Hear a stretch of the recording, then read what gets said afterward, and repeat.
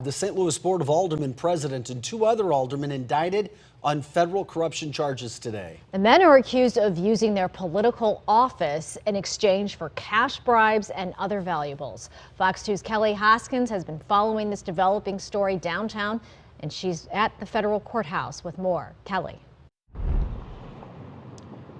Well, Jasmine and Vic, this all goes back to a proposed gas station convenience store that a minority business owner wanted to build in the 21st Ward, which was represented by John Collins Muhammad. The 66-page indictment was filed in the U.S. District Court of Eastern Missouri. It was sealed until this afternoon. The indictment is the culmination of a 2-year investigation by the FBI and the U.S. Attorney's Office in St. Louis and included undercover recordings of meetings and telephone calls, as well as text messages and emails. St. Louis Board of Aldermen President Louis Reed, as well as current and former Alderman Jeffrey Boyd and John Collins Muhammad, have been indicted on federal bribery and corruption charges linked to pay-to-play schemes. A federal grand jury charged Reed with 2 counts of bribery and Collins Muhammad with 2 counts of bribery and 1 count of honest services bribery wire fraud. Boyd also faces a separate indictment on 2 counts of wire fraud, alleging he sought $22,000 from its insurance company for damages to vehicles he falsely claimed to own. Collins Muhammad is accused of accepting bribes and a free car to help a small business owner get approval to build a gas station convenience store in his ward and receive tax breaks worth several $100,000 in direct violation of city and state ordinances.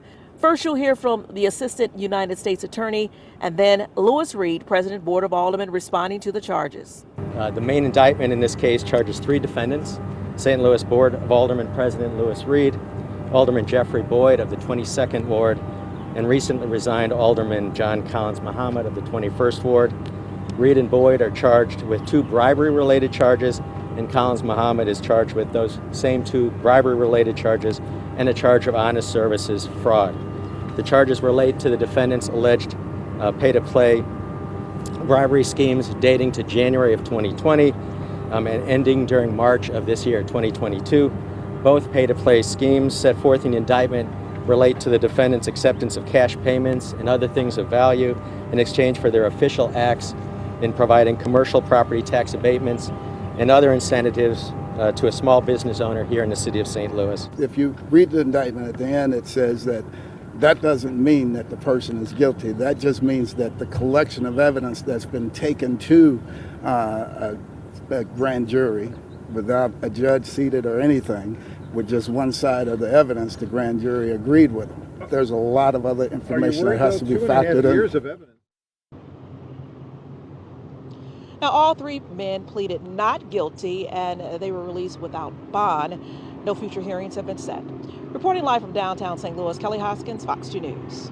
And swift reaction tonight to the indictments from St. Louis Mayor Tishaura Jones. Jones saying she is deeply troubled by the allegations outlined by the U.S. Attorney and that our office will monitor this case as it progresses through the legal system. The organization Show Me Integrity president Benjamin Singer writing, quote, "This type of corrupt self-dealing alleged in the indictment is exactly why we passed Prop R for reform to ban conflicts of interest at the Board of Aldermen."